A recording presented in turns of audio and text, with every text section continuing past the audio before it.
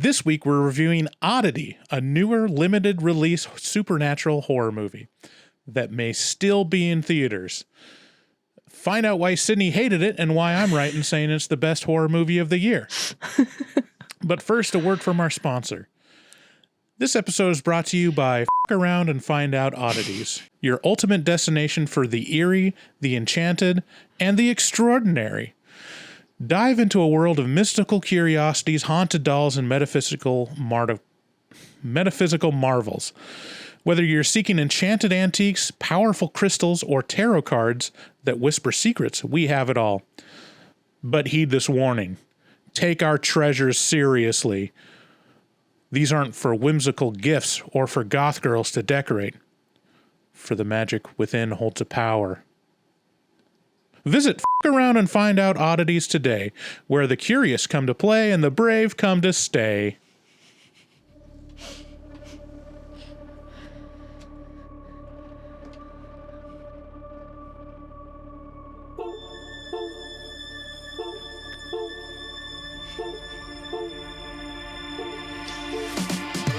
Is this a metal thing? Yes.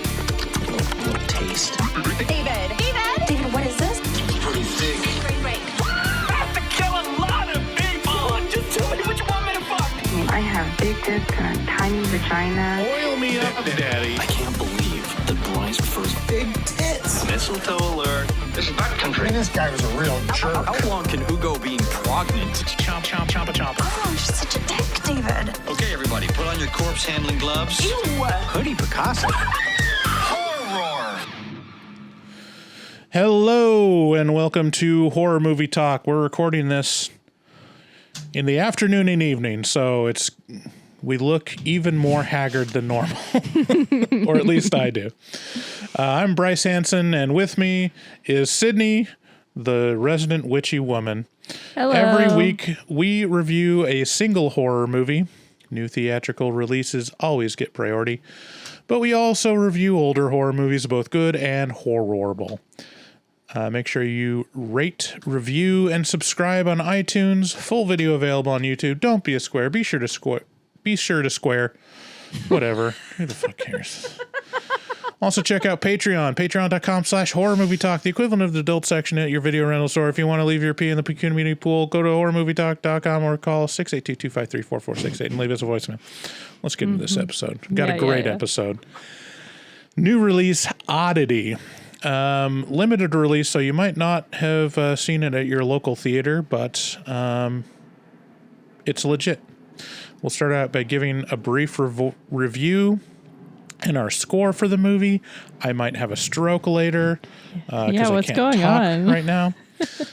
We score on a scale of 1 to 10. After we give our score, we'll get into spoilers and take a deeper dive into what we liked and hated about the film. Later on, have a special guest. We're going to be interviewing Amber Victoria from the Skeleton Key Auditorium in Portland, Oregon, about what it's like to run an oddity store in one of the country's oddest cities. Very cool. Very cool. So looking forward to that. That's exciting. Oddity, like I said, can be found in theaters now. If not, I'm sure it'll be up for streaming soon. It was a Shudder production, so I assume it'll be on AMC or Shudder within a couple months. Oddity is a morality tale about why you shouldn't cross witchy women. When a blind woman's sister is murdered in a remote country estate, she uses her arcane knowledge and abilities to uncover the true identity of her murderer. I really like this movie. It came under the radar, and we almost didn't review it because Max lives in the sticks and doesn't have civilization near him. So It's not showing anywhere near him. But me and Sydney are, not dicks. In real cities. In real cities. But I'm glad we did, because I think I actually did like this one better than Longlegs. Okay. The film starts out basically with a prologue of what you see in the trailer and acts as a really taut short film. A woman answers the door to a creepy one-eyed man that says she's not safe inside and needs to let him in. And we're given just enough information surrounding that situation to make it plausible and build dread. And that's a common thread throughout the film. We're given just enough information constantly to be uneasy and uncertain throughout the whole film. It's really structurally impressive plot-wise. There isn't a ton of character development, but there is a constant stream of revelations and situations that keep the film engaging. One criticism may be that there isn't much of an emotional element in the film.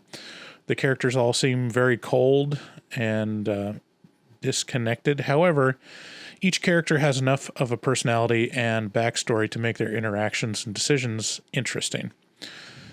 There's several moments and lines that had me laughing out loud, including the ending. There are some really effective jump scares throughout. And, I was kind of shocked that, in the text thread after, I think me and Sydney finished it right at the same time. I think I got your text as the credits started rolling. That's crazy. That never happens. Sydney thinks this film is mid, and it's one of those situations where I have to take a step back, and I'm like, is it mid? Are the children wrong?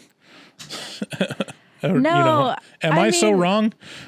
Am I out of touch? No, it's the children who are wrong. Because on the surface, it utilizes a lot of the tropes that are crutches for supernatural horror movies.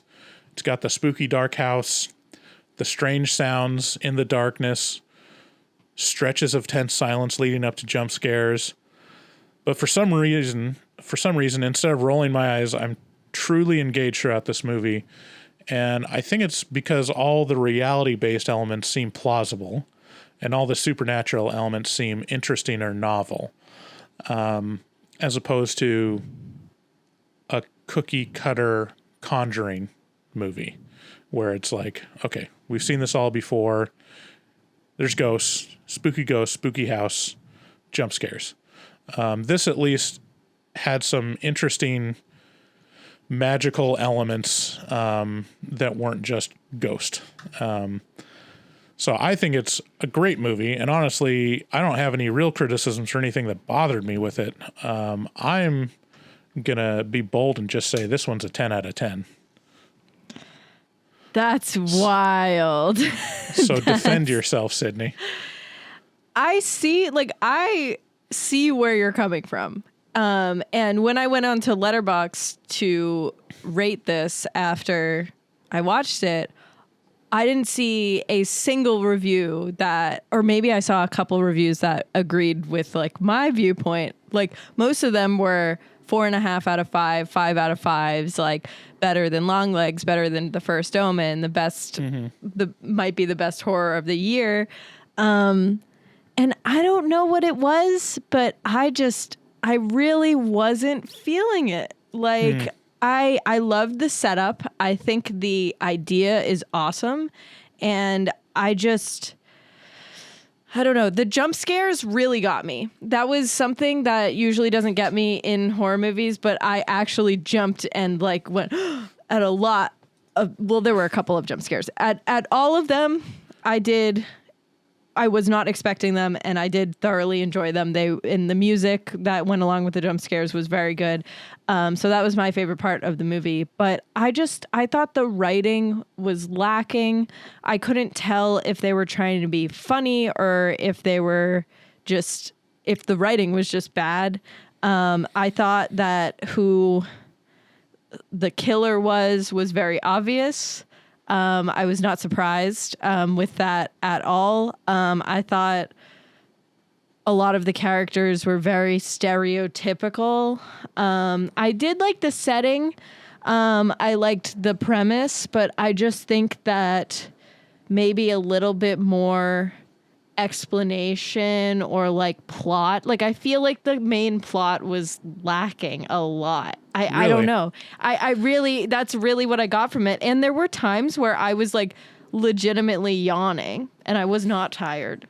I was bored at times because I was and this happens in movies all the time. I know there needs to be setup. I know, I know how to watch movies. I've seen probably 1,000 movies at this point, but yeah, I liked the ending. I thought it was funny, like just like you said, but I don't know. It really just wasn't hitting for me. It wasn't everything from the trailer. I was so excited to see it. I'd seen the trailer before a bunch of movies that we've seen, and I was so excited. I was like, this looks new. This looks fun. And the premise is new and fun, but I thought it just wasn't executed as well as it could have been. I wanted more. Yeah. Not more in time, but like more just like thickness, like meatiness. Yeah. No, I could get that. I think like that's what I was saying in terms of like there's not like a real emotional element to it, and there's not a lot of like deepness in terms of like psyche or anything. Yeah. They do rely on kind of archetype or character archetypes to just be like, this person's like this, and this person's like this, and this person's Right. like this. Let's see him work it out. Yeah, I mean, I can say, like I said, like I take a step back and I'm like, I don't know why I like this movie so much, because it feels like a movie that I would easily pick apart or easily like guess what was going to happen. And I see your point of like, yeah, you could tell who the killer was, or you know what the impetus of the killing was. I mean, it's, you know, well, I don't want to spoil it, but it's not a statistically abnormal reason for it. Yeah, no, definitely. But regardless, like I thought in terms of structure and like the writing in terms of like hiding certain parts and revealing, you know, plot elements or revealing reasons or situations was all done very well.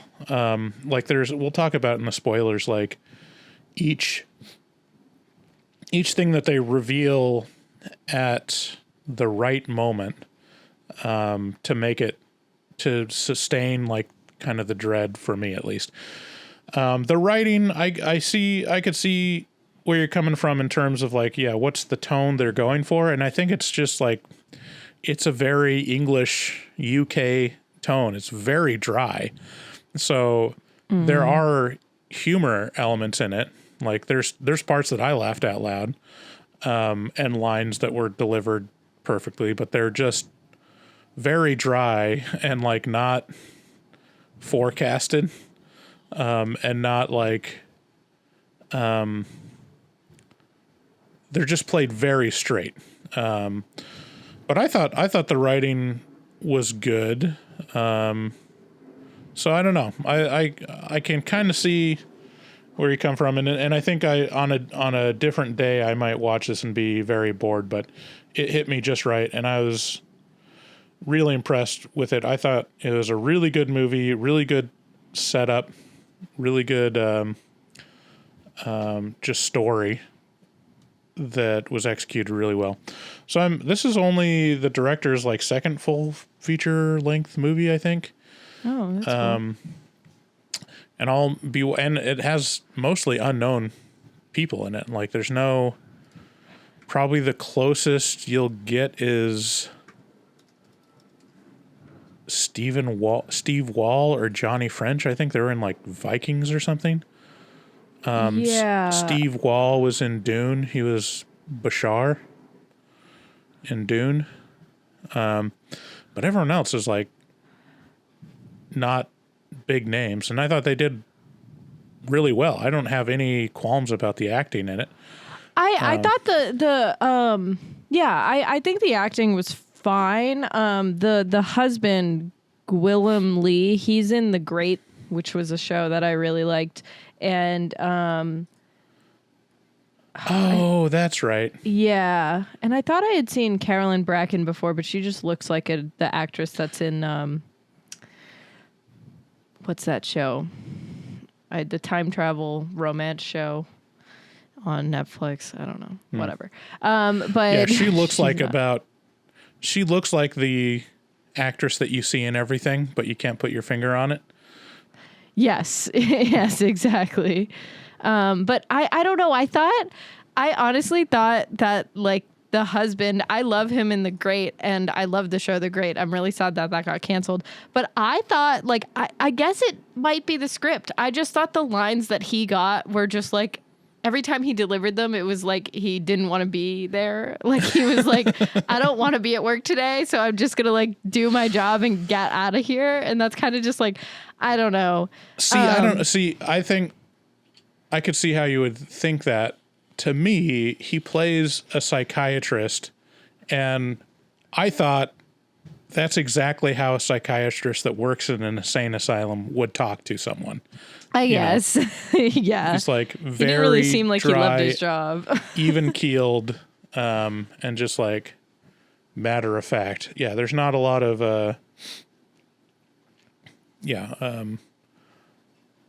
not a lot of playing around with his delivery, but And I didn't like the orderly either. I was like, okay, stereotypical bad guy, orderly asshole who hates his patients. Like, it was too many stereotypes for me. Like honestly, the person that I liked the most was the husband's girlfriend. Like that's how I related to her the most because I would be like, yeah, I would be like, fuck this. Like I'm Right. like, I don't know. We'll get into it, but I didn't even give my score. I literally am giving it a 5 out of 10. that's so harsh. I just didn't like. I really like. It was like me seeing the trailers for it was like how hyped up I was for Longlegs, and it was the same thing. Like I was like, oh my god, these trailers look so inventive, so cool. And when I got into it, I was just kind of like, there were cool elements, and we will talk about them in spoilers, but like, I don't know. It just wasn't, maybe it was just, I had a bad day yesterday or something. I don't know, but it just wasn't hitting for me. And I don't know. Let's fight about it. to each their own. Listeners, if you saw, or watchers, I guess, if you saw Oddity, let us know what you think in the comments below, and leave a like and ring that bell. Speaking of whoring ourselves out, if you're listening to commercials, you should know that you don't have to be listening to them. You can go on Patreon, sign up for a certain tier, and you'll get early access to episodes before they're released to the public without ads. So check that out. Also go to horrormovietalk.com/shop. We just added some new content. I think we added a new zipper hoodie that I didn't realize wasn't listed yet. So check that out. Horrormovietalk.com/shop. Also check out our resident artist, Dustin Goebel. He's a professional artist and he fucks hard. If you want to contact him on Instagram, he's at dgoebel00, at DGOEBEL00, and make your artistic dreams come true with a commission from the one and only.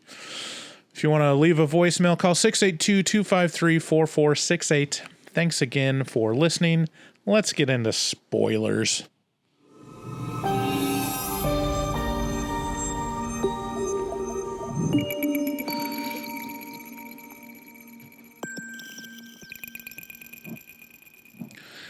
I am so phlegmy today. Like, it's crazy. I don't know. Ew. I could just like do all the episode just swallowing and snorting, and I'm sure the listeners will love that. they would love it. Mm-hmm. It's called ASMR, Sydney. It's what the kids like. That's what I should do. I should start just a gross ASMR channel. Honestly? Just an There's ASMR probably- channel of just holding a mic up real close to like a really elderly lady. There's definitely a market for that. No chance there's not. No chance there's not. Right. People would love that shit. It for some people it's very sexual. So Yeah. anyways, let's talk about this movie. Like, first off, as the credits are coming up, these are some of the most Irish names of these actors. There's Gwillem Lee. Yeah, He's that was the crazy. husband. And there's Tadg, Tadhg, Carolyn Bracken. But yeah, there's like, as the credits were coming up, I'm like, what is? It is going an on here? Irish movie. That was, Yeah, it's a Irish production.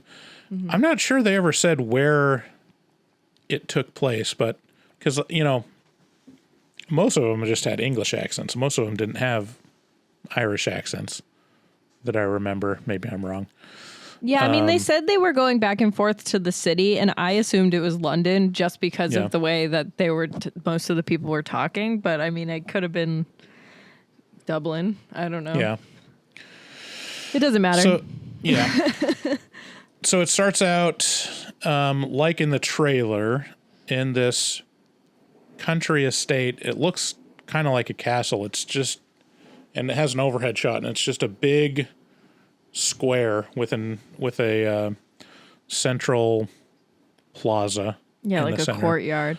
I Yeah. would like when we got further into this movie, I just kept thinking, why would you want to live here?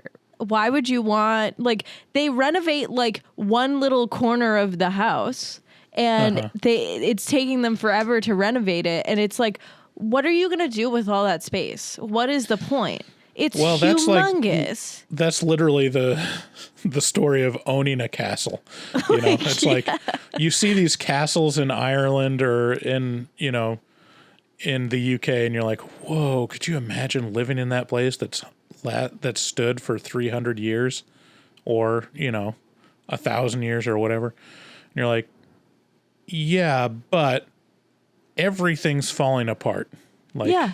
everything's falling apart, and you have to like live in the mustiest, most drafty building in the world. But still, I'd want to do it. It would be great. I'd love it. I mean, I look at this house, I'm like, yeah, I totally get it. That'd be a kick-ass house to live in. I do like the fact that they're like, we're still doing renovations on it, and their renovations don't include a kitchen. Yeah. What they've are got- they doing? They have a fridge, but you never They've- see the kitchen. Yeah, they've got a bathroom. One. I think they have the bedroom. So from my count, they've remodeled the bedroom and the bathroom. And this doctor has spent all of his money on it. And he's like, everything's at stake with this place. And it's like, okay, maybe he shouldn't have bought it. Maybe he didn't have enough money for it. Yeah, because if you have enough money to buy a place like that, fine. But if you don't have enough money to renovate it, then what are you going to do? It's literally just stones and rooms that have nothing in them, no modern amenities, nothing at all. So you're just, and I don't think he's making his wife do this, but he's enforcing how much he works the entire movie. He's always working. He works nights. He's fucking, he needs to work, and he's never doing any work when he's at work. So like, it's, his wife is just there alone. Like, just, she's fixing one thing a day. That's like, she fixed like a floor, like trap door, and she was like, all done. I'm going to go sleep in my tent. Like, and she has a tent. She doesn't even, why would you be sleeping in a tent too? That also doesn't make any sense. Like, I don't know. I mean, that's probably how drafty it was. And be like, all right, I can't sleep in a mattress either.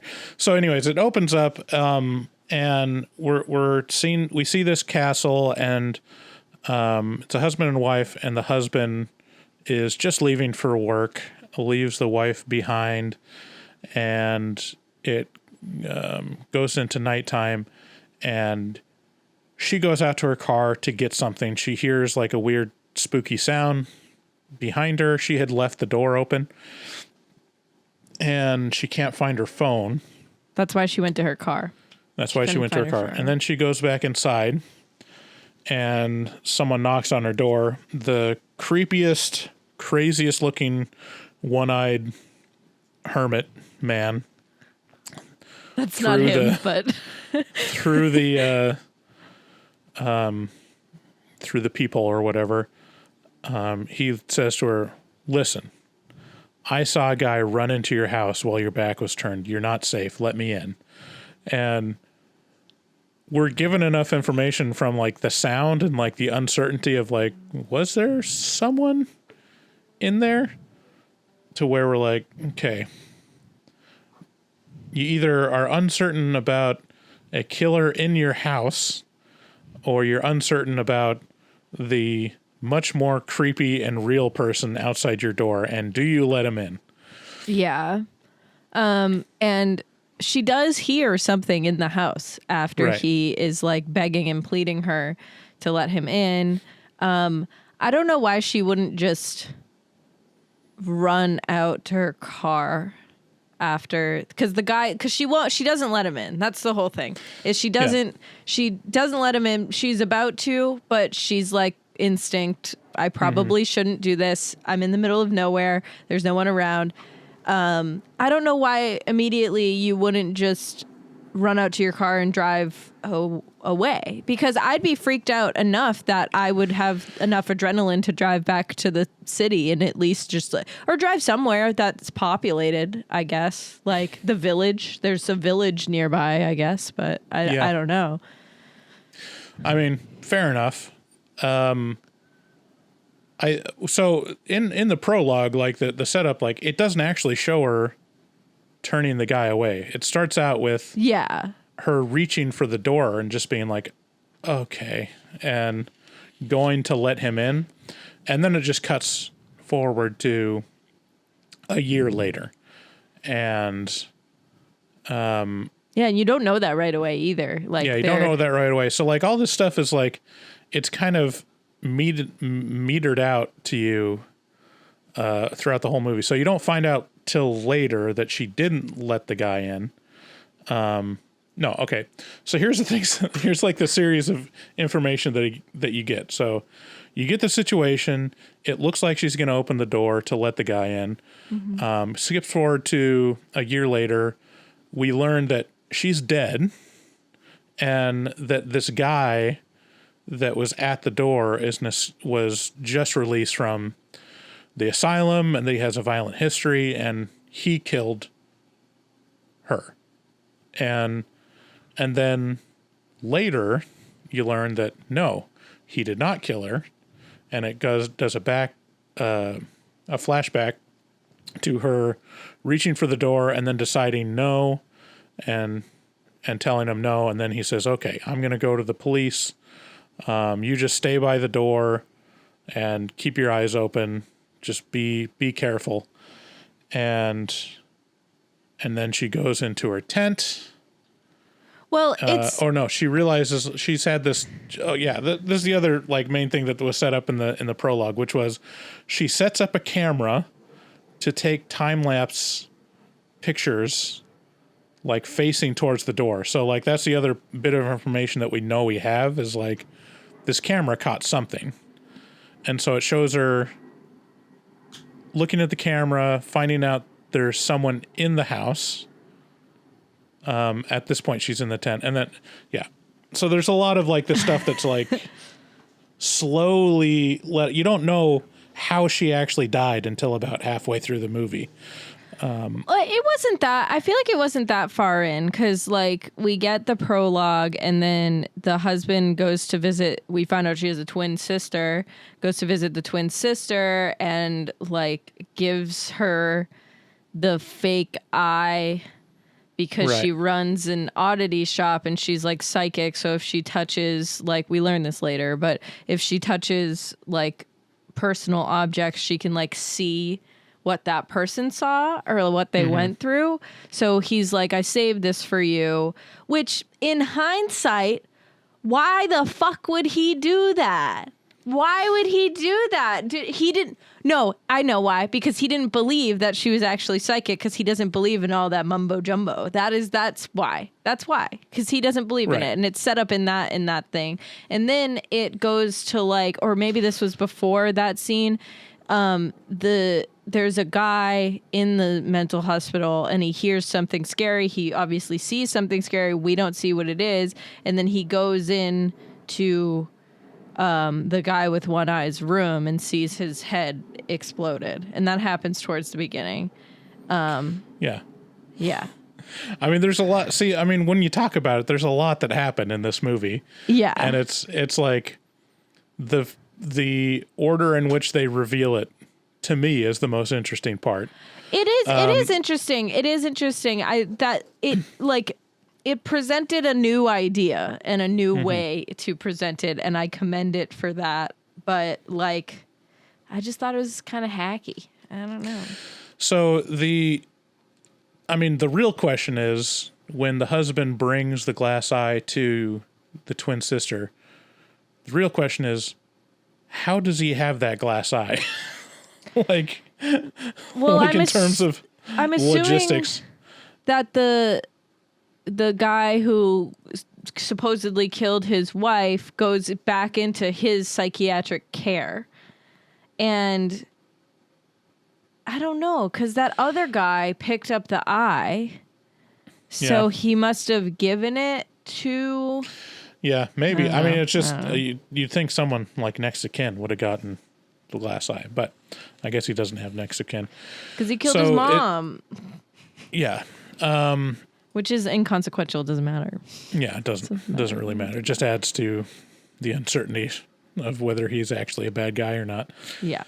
So that's like the setup, and then it jumps a year forward, and then we're introduced to the woman's twin sister, who's blonde, and blind. And blind.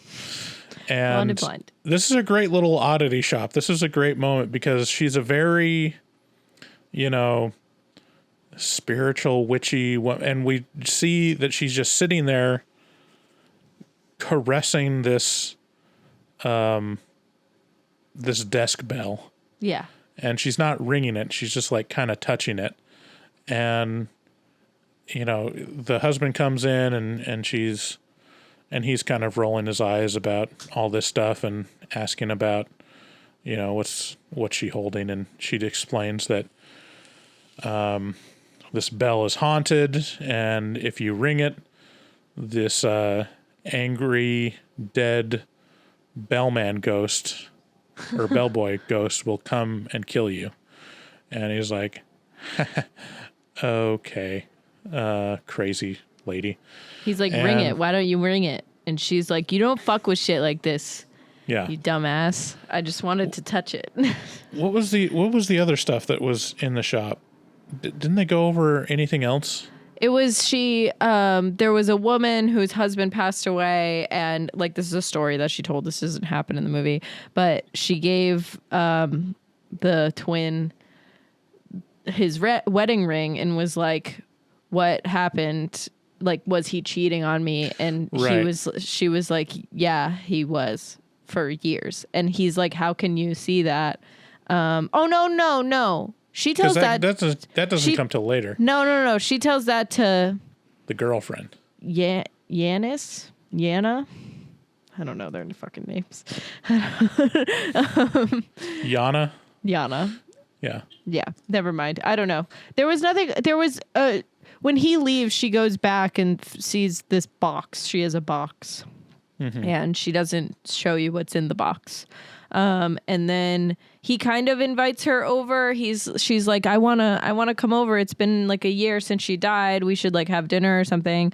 And he's like, oh yeah, maybe like within the next week, like I'll let you know.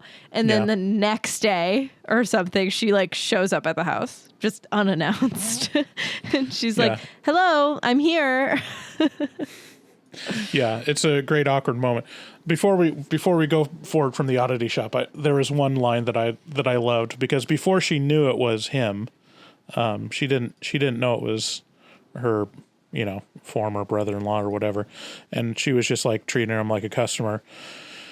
And he was like she was like saying like, you can look, don't touch anything, and if you're thinking of stealing anything, every item in this store is cursed.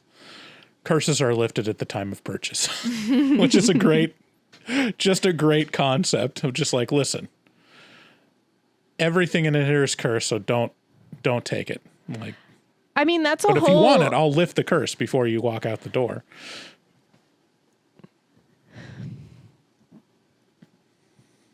Sorry, I lost you for a sec. But that's like a whole thing with witch shops, though. Like, if you go in and you steal something, you will get cursed. And that's like, you're supposed to buy them. You're supposed to be a patron. And if you steal from a witch, you get cursed. That's just like common witch knowledge. So is that just like a standard sign they hold up as curses are lifted at the time of purchase? Yeah, it's funny to word it like that, definitely. But yeah. Yeah, and she and the guy doesn't believe her, and she's like, I mean, you'd be surprised at how often people bring it back, you know? And so it's that, and apparently Portland has an actual oddity shop like this that I've never been to, but we're going to talk to the owner later in the episode, and I'm excited about that. Yeah, it's very cool. I'm excited. So, it's a year later, and the sister, or basically the protagonist, I don't know, it's hard to say who's the protagonist in this movie, because you're not really following any single person, you're really following the situation. Yeah, it's like the house, like the house, kind of. Yeah. I don't know. Closest to the protagonist is probably Darcy, which is the sister that's blind, and she just shows up on their doorstep, and she's like, "Yeah, remember when you said I could come over for the anniversary of her death?" And he was like, "Yeah, I meant like we should talk later about setting up a time." And she's so funny in this situation too, because she's like, well, I'm here now, so we can hang out now. And he's like, right. I can't. And the girlfriend's like, I also can't. And she's like, why not? Just stay and hang out with me. Just stay, call off work, obviously. And he's like, no, I can't do that.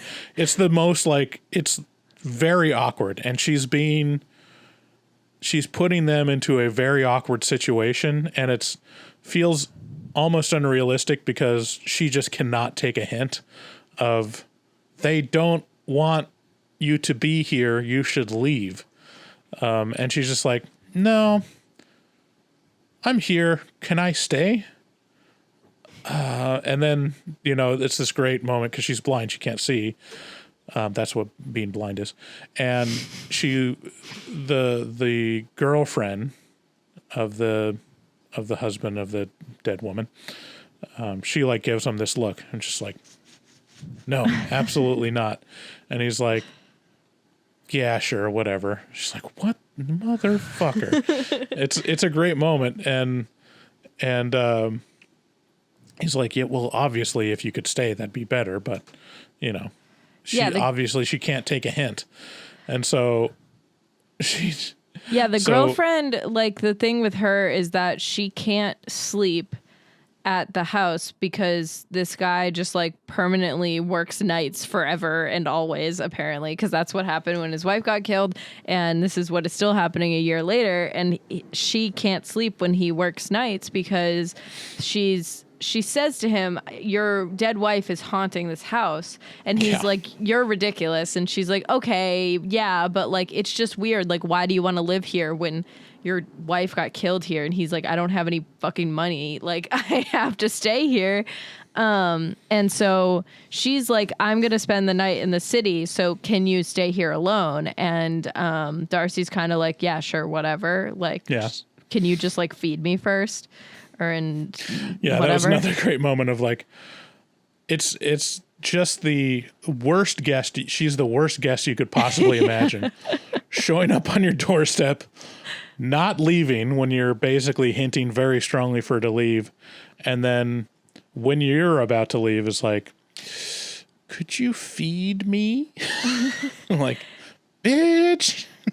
And she's like, I don't even have a kitchen, so you can go find the fridge, right? And it's so rude. Like, I understand why the girlfriend's being rude. I would also be very inconvenienced. Like, this is a terrible situation. Like, you can't do anything about it. Also, it's your boyfriend's dead wife's sister. Like, why would you give a fuck about this woman? Like, you wouldn't care. I mean, even not even that. It's just it's a stranger. Like you don't know this person at all. So. Yeah, it's like it's just a weird situation, and and then. So before she even arrives, before she comes, she sent this crate to be delivered, and in this crate is something that we're not shown until probably like 20 minutes later, which is great. It's just like this.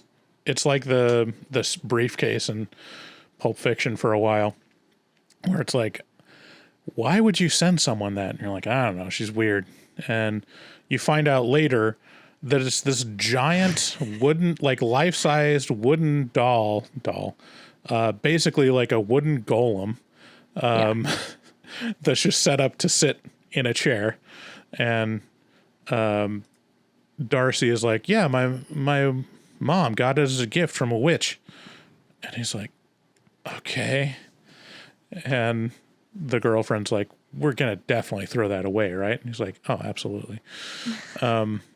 But in the meantime, it's just this presence throughout the whole movie that it's just sitting in this chair. And then every once in a while, it'll like move its head and look up, to the banister or something, which is creepy. But you won't see it move. Like that's the whole thing is you don't see it move. And like so what happens is that she's like, okay, you got the fridge, I'm leaving. And then she can't find her keys. So she looks everywhere and she can't find her keys. And Darcy's like, have you found them? And she's like, no. So Darcy was like, well, I guess you're going to have to stay. And she's like, fine. Yeah, whatever. So she kind of like, she like goes in the back. No, that's later. But when she's upstairs looking for her keys or doing something or whatever, she comes downstairs and she goes, did you set him up to like sit there? And she goes, I don't know what you're talking about. And then like the wooden guy is just sitting in the chair and you get to see it for the first time. And you're like, what the fuck? And they weren't scared of it when it was in the box. Like their reactions to it, they were just like, this is a weird thing. And then you see it and I'm like, that's terrifying. Like that was scary. Like put that thing away. Yeah, it's behind me. Right. Oh yeah. Oh, I can't see. I can see How it. do I make myself big? Make myself big. You have to make everything small first. Oh, there we go. Anyway, so yeah, it's this a wooden doll thing that's obviously based off of a golem, which is usually like made out of clay or poop or dirt or whatever. So yeah, I mean, there's a lot of stuff going on here. Like later, the girlfriend is looking through the camera and she's like seeing old videos that the woman left. Pardon me to cut you off. Before that scary thing in the bathroom, she's in the bathroom and the light shuts off and she gets really scared and she realizes that Darcy's sleeping and the wooden man hasn't moved. So that's when she's getting ready for bed and she's like really freaked out. But then she goes upstairs and it's already been established she doesn't really sleep. So she had found in a previous scene, she had found the camera that was taking the time lapse photos. And yeah, she's looking through old videos. And she had already shown like the husband that you can kind of catch like this weird little fuzzy glimpse of maybe this is her ghost. Yeah, that was weird. Her face in the distance, which is, the generic ghost photography thing. And it's like, yeah, maybe if you squint and you hold it up to the light in a certain way, you can kind of see an eyeball. And then she's looking through this and she watches a video and then the scary part is she rewatches it, and then instead of at this certain point, it's one of the best jump scares in the movie. It was scary. Like, it's the woman dead, like rotted ghost, like telling her, "You need to run, get out now." And so she's freaking out and trying to run around and find. And then she appears. It's in the video, and then she's in the room. Yeah. And you're like, okay. Yeah. The other big jump scare was when they do the flashback to what actually happened. Which has happened by the time that we're talking Yeah. about now. Was so the woman checks the phone and then she checks the camera inside the tent that she's got set up, and she realized someone is inside the house, and apparently it's a guy that looks like the devil from the Seventh Seal, and and then so she's freaked out and she realizes like there is someone here, and so as she's like unzipping the tent, it's great because it's so much dread. You're like, he's obviously going to be outside the tent just waiting for her. Like that's what it's setting up. She opens it, and then the guy peekaboos, and you're like, holy shit. Yeah, and then he just stands there, and you're like, oh my God. And literally at that exact moment, I was like, I know, because this happens probably 20 minutes into the movie, I would say. And at that exact moment, I knew exactly who killed her. I was like, yep, okay, it's locked in. I know it. And then once it was revealed, I was like, yep, makes perfect sense. So you knew who killed her as in the killer or in who ordered the killing? Well, I thought the killer was the person who ordered the killing. Should we just reveal it, or should we just keep chronologically going? Yeah, so what happened was, so the whole story is woman and husband. I should have wrote down the name of the actual wife in the beginning. I can't remember her name. It's not on IMDb for some reason. It's really annoying. Oh, really? Hold on. Oddity movie cast. Because it's played by the same person as the woman that plays Darcy, because they're twins. Anyways, so what's happened is the husband has already been cheating on her with Yana, I guess, or he's got this girl that he wants to pursue, and he doesn't love his wife anymore. And it's a great moment where he's like, listen, she loves me too much, and if I leave, she'll never leave me alone. Also, she won't let me have the house, but mostly I'm concerned about her. So what I'm going to do is kill her. And so he hires an orderly from the asylum to do the killing. Who's a former patient. He's a former patient. That was revealed. It was a very slight reveal later on, but he was a former patient. Yeah. And so the husband was the one that really killed her.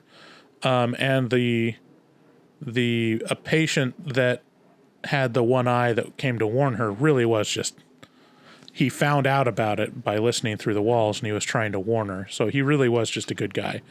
And then we didn't mention, but that guy almost immediately gets killed.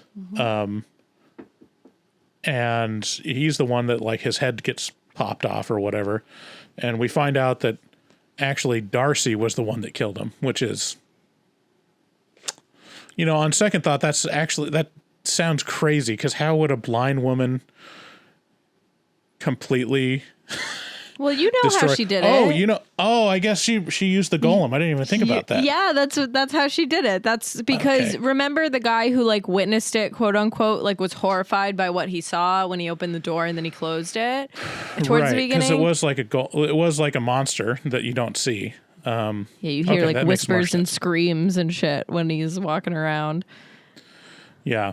Yeah. So that's the whole story, and the whole thing is Darcy is slowly figuring this out through her psychic powers and like detective work.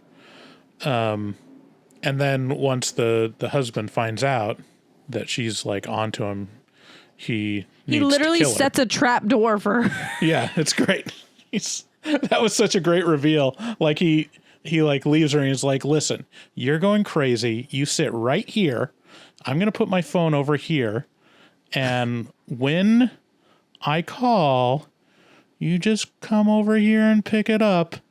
And then like later it like shows an overhead and you're like, oh, the phone is across from a giant pit.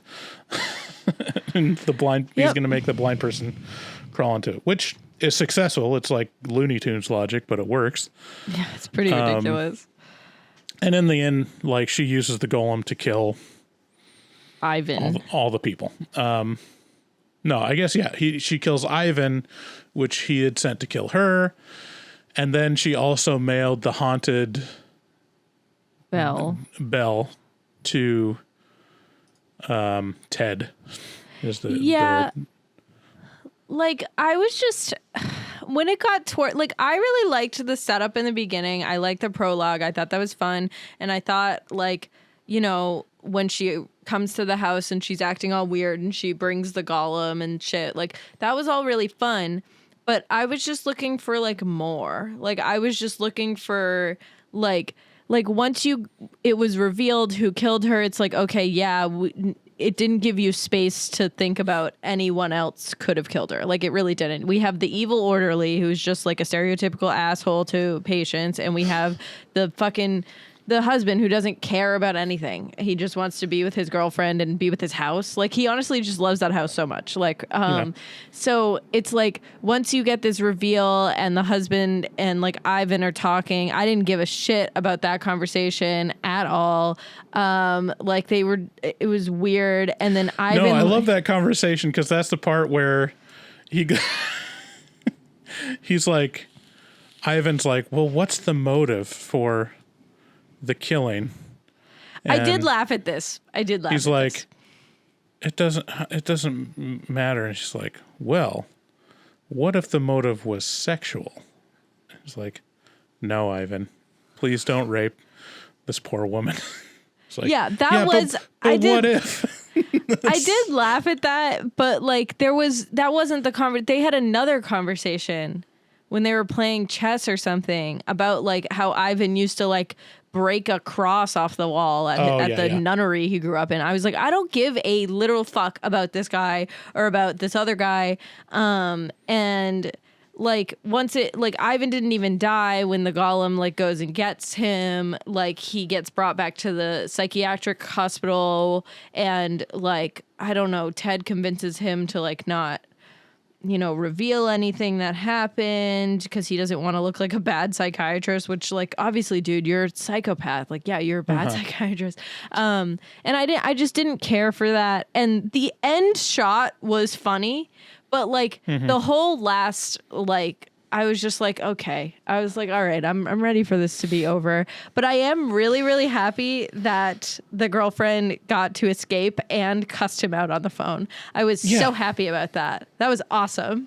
Yeah, that was great. And he got comeuppance. Because, I mean, that's the suspense of the last, 10, 15 minutes is that Darcy actually dies. Like, he's successful in killing her, so it's like, oh, is he going to get away with this? Just before we move on, I just want to make sure I mentioned my favorite scenes. There was, the scene where the girlfriend is talking to Darcy, and the girlfriend's like, do I look stupid? Like when she's, I can't remember what the context is, but she's like, do I look stupid to you? And Darcy's like, I can't see you, so I couldn't tell you if you look stupid. You sound stupid. That got a big laugh in my theater. There was, honestly, the theater, there was a pretty good amount of people there. I was surprised, but it was, but yeah, everyone laughed at that. And there was this couple in front of me, and he was scaring me more than the movie was, because he would jump thinking that there was going to be a jump scare, and then it would make me jump because I didn't know why he was jumping, and his girlfriend was like laughing her ass off at him. It was so funny. Like That's it awesome. was so great. And I was just in the back there eating sushi that I brought into the theater. Yeah. And then the other scene is when she's confronting Ted, when Darcy's confronting Ted and saying, like, you know, telling him that she knows that he killed her, and he's like, actually, you might be insane.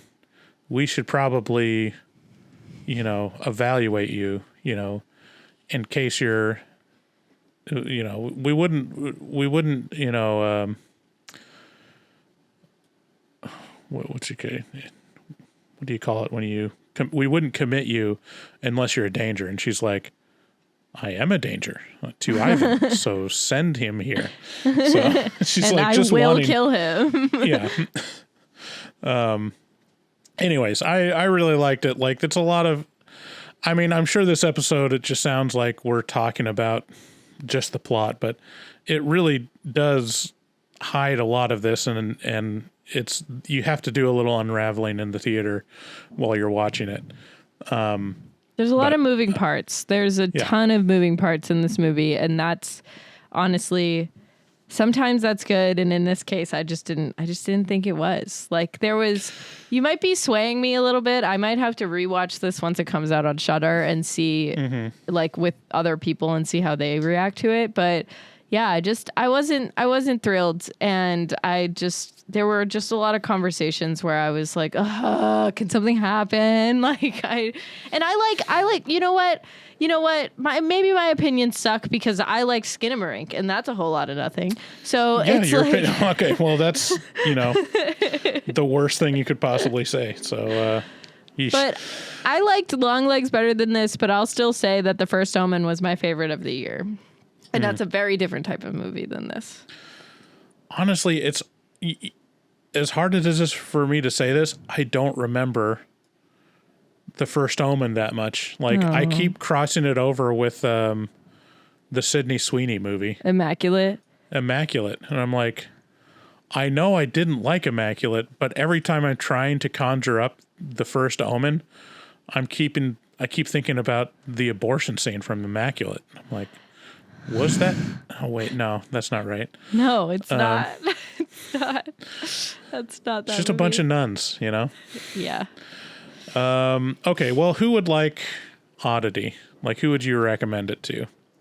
I think that this is like a new concept. I think like there are a lot of stereotypical like supernatural movie things in it, but the jump scares really fucking got me, and like they really like, you know, I was jumping in my seat. But I think that if you're looking for like a fresh take on horror, this would be something for you. Yeah. I think like if you're bored of the Conjuring movies, but you want kind of that feel and that level of dread and anticipation, this is a really good substitute for that. Yeah, I think like even I could imagine my wife watching this and being fine with it, because it's a little closer to thriller. You know, if you think of like, what's it called? What's that Harrison Ford thriller with Michelle Pfeiffer? I don't know. What Lies Beneath? Like, it's kind of got a What Lies Beneath. Oh my God. Yeah, I feel to fucking, it. I did not like that movie either. I was bored out of my brains. So, But yes, that anyways, is the same vibe. All right, well, let's move on to our other thing. Today, we welcome Amber Victoria, owner and operator of the Skeleton Key Auditorium, Museum, and Oddity Shop in Portland, Oregon. It's a retail shop that specializes in oddities, antiques, curiosities, Gothic art, gifts, crystals, tarot cards, dolls, metaphysical items, clothing, and souvenirs. And then the auditorium is a historical museum designed to provide intrigue and a better understanding of the human experience through the exploration of the strange, unusual, and gloomy characteristics of our human history. It was recently voted as the runner-up for Portland's best museum, just underneath the multi-million-dollar Portland Art Museum and OMSI. So it's pretty high praise for an independent museum. But anyways, welcome, Amber Victoria. Welcome. Hello. Yay, thank you. Thank you for having me. So, Amber, why don't you tell us a little bit about how you got started? What's the story with yourself and the Skeleton Key? Well, it kind of started probably about almost 10 years ago. Just because I was kind of, I'm more of like a Ren Fair kind of. I love old things, and so I was doing immersion events, and I collected a lot of odd things. And then I started to collect too much stuff, so I started selling stuff in Curiosities Vintage Mall about 9 years ago, and it just kind of evolved where like, okay, people really like my old odd things, and I decided to open up a brick and mortar in 2020, and here we are. So still doing it.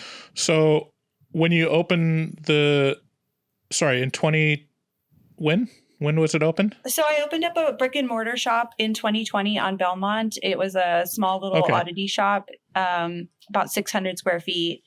And then when the lease was up, we moved into downtown, and I brought my partner along, and we decided to open up a museum because there was just like so much knowledge and so much stuff. And, people always ask these questions about all these items. And it just, we decided in order for us to like educate and also preserve these items, to just kind of curate a really fun, interactive space full of oddities. Awesome. Yeah. So when you opened the brick and mortar, like, how much did you have to augment your existing collection to open up the store? I literally brought everything from my house. Everything I could. I bought everything from the house.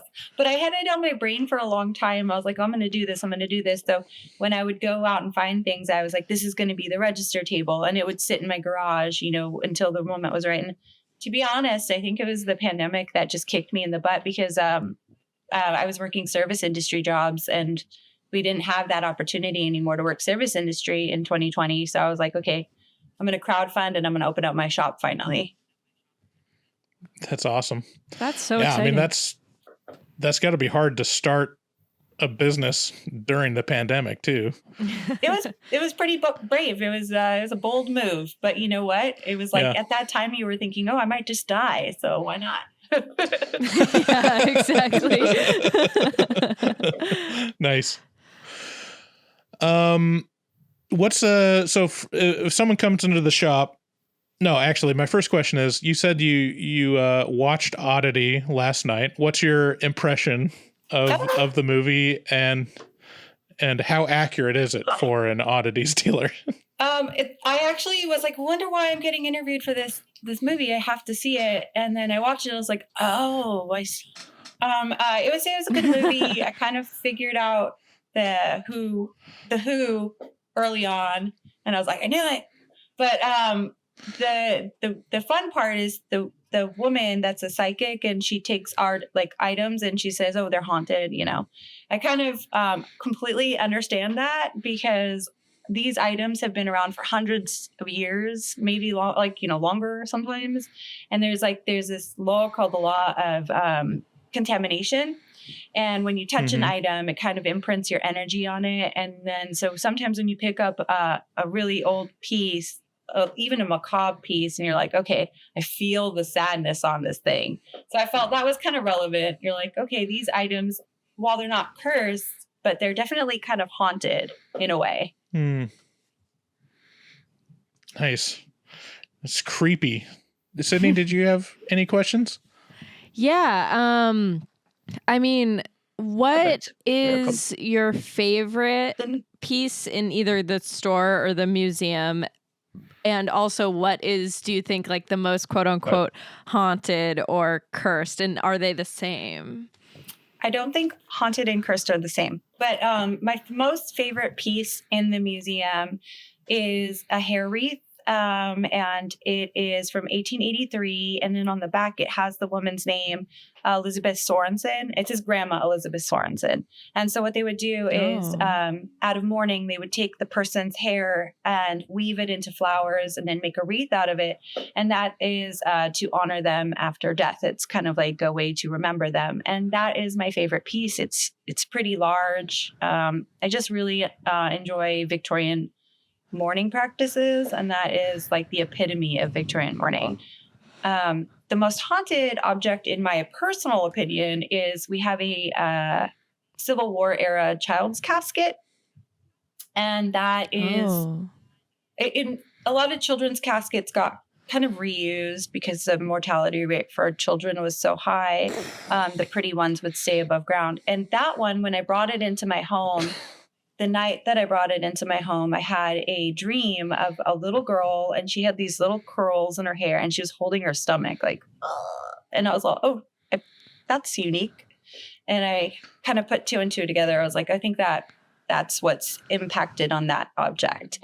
I think that when it comes to haunted and cursed, it's all like, how intuitive are you when you pick up an object? And do you feel like, who might have held it before? Is there like, or whose it was? And I think that's different for everybody, you know.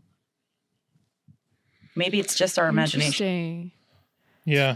What's the most common question people ask when they come into the store? What is this place? I think the most common question is what is this? You know, and I think that there's a large population of our society that has no idea what an oddity is, or what an oddity is. So like, what is this? Why are you selling these little things in jars? And like, oh, it's just for fun. But it's also preservation. So that's the biggest question. Give the audience an idea of like what are some of the kind of categories of stuff you can find in your store. So I'm an antique enthusiast when it comes to odd antiques. But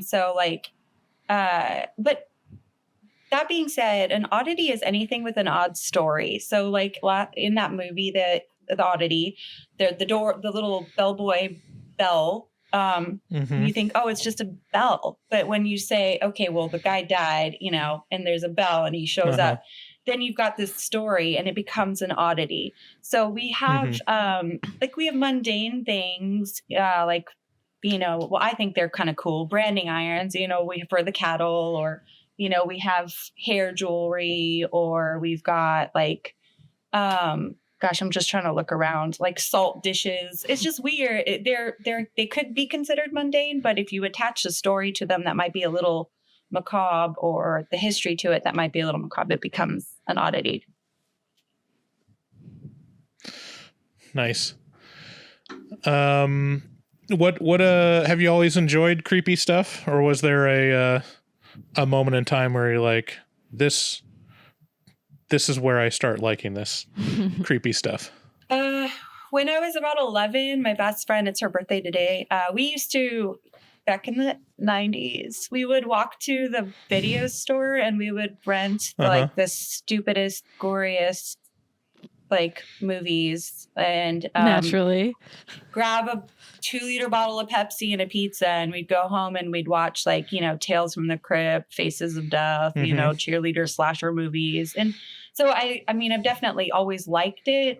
When I was more of an adolescent teenager, I did the whole, I listened to The Cure, I'm kind of a emo goth. And then in my 20s, so it's yes. And I've always been a witch. So I feel like it just kind of, this is just who I am. And it's evolved into this. Nice. What's your favorite horror movie? What's your go-to? Oh gosh.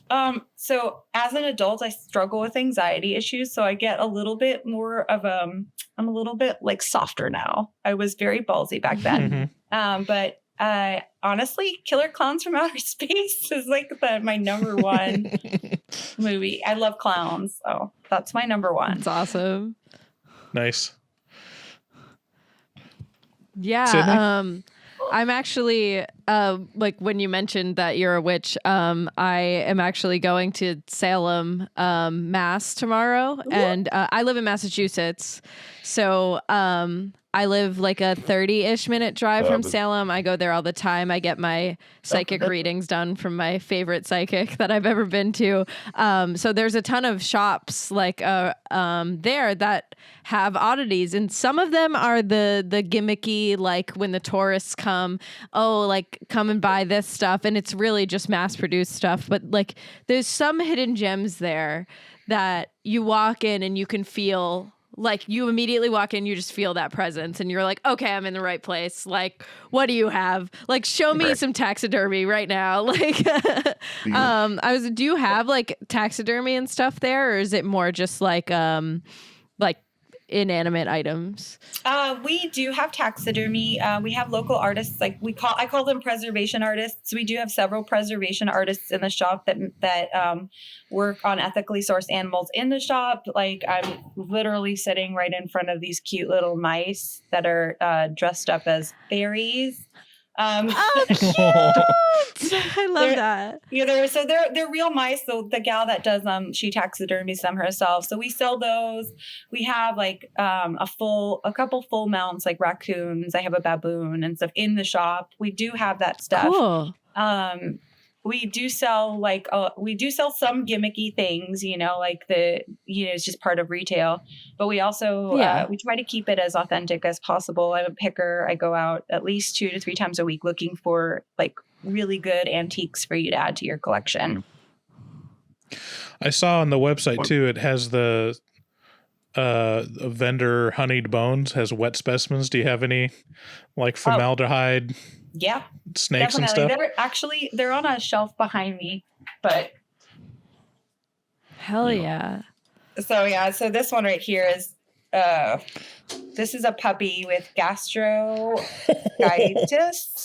So they've like kind of dissected it, and this is on our shelf for sale. So they get a lot of different Yeah, you can see the guts. It's cool. Wow. Anyway, How much is it? We have them.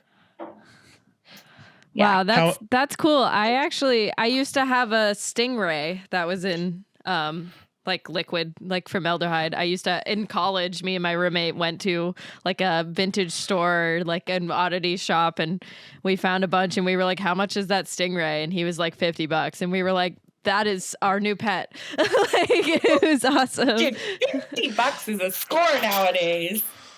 I know. I was very surprised. It wasn't very big. It was little. It was like this big. But it was very cool. I honestly, if I ever move to Portland, I am hitting you up and I'm working for you because that is so cool. Like, this is so cool. It's a fun space for me, actually. Like, I definitely enjoy what I do and I love curating the space. It's fun. I got 2 questions. What is there any like white whale or like one thing that you wish you had in the store, but haven't come across yet? So there's my dream pieces. I have 2. One is an 1890 Ouija board, like the original William Fold board. I've seen them come online for sale. They're usually in the like $2,000 range. But I kind of want to find it in the wild. The oldest Ouija board I own is from 1907. So my goal is to have the original like William Fold board. And then the other one is a first edition Dracula, which is like a $28,000 book. But I go to all these estate sales and there's all these old books on the racks. I'm always looking for the yellow book. I'm like, one day I'll find it just in the wild for $3. Nice. I wonder if it's ever been at Powell's, if they've ever had a first edition Dracula at Powell's. If they did, they would know what they had, Yeah, they well, would yeah, know. yeah, you wouldn't be able to Yeah. steal it from. And then the last question, like, what's the strangest thing that you've come across, or like the strangest thing that has been in your shop? Oh gosh, I didn't even think about that one. The strangest thing. Gosh, they're all pretty darn strange, I guess. Honestly, let me think. Oh, I have a two. I mean, it's not that strange, but I got a 2-headed calf that somebody just walked in with and tried to sell me. You know, Oh, I bought sweet. I know. So it was Nice. it was used in the sideshow in the 1930s, and so it's a small baby calf. It's not the best taxidermy in the world, but it's real. And yeah, somebody just walked in the door, and he's a local oddity dealer here, and he wanted to buy a 2-headed kitten, and so in order for him to do that, he had to let that piece go. It's a fair trade, I guess. Two-headed Yeah. calf is really cool, though. Yeah, It's very rare. I want a Nice. kitten. Kittens. Well, where can people find you online? How can we help you with our listenership? Where should they go to find you? You can go to skeletonkeyauditorium.com, but we don't really do a lot of retail online because a lot of the stuff is sourced locally through different vendors. Mm-hmm. We don't do any online sales because these items, usually the people that make this stuff have their own Etsy shops. So really, you just have to come into the space and you won't be disappointed. There's 4,200 square feet here to look at things. The museum is about 2,500 square feet. Nice. So yeah, if you're in Portland, you're located at 939 Southwest 10th Avenue in Portland. That's just down the street from the art museum. Yes. And yeah, go to skeletonkeyauditorium.com. They're also on Instagram and Facebook, Skeleton Key Auditorium. Check them out, follow them. And thank you so much, Amber Victoria, for coming on the show. And I'll definitely be at your store in the near future. Yeah, I'd love to see you. Thank you for having me. Appreciate it. Yeah. Thank you. It was nice to meet you. This was really fun. Nice to meet you too. Thank you so much for joining us today. This episode is produced by me and edited by me. I'm the one to blame if it sucks. And thank you so much to all you listeners and to our patrons. We just got a patron just this second. Just 1 minute ago. Just 1 minute ago, we got a new patron from named Ryan A. Thank you so much, Ryan, for joining us. I hope you enjoyed the extra content. Please, again, share the show with a friend. Call 682-253-4468 to leave a voicemail, and we'll see you next time. Bye. Bye. Good day, sir. Good day, sir. You lose.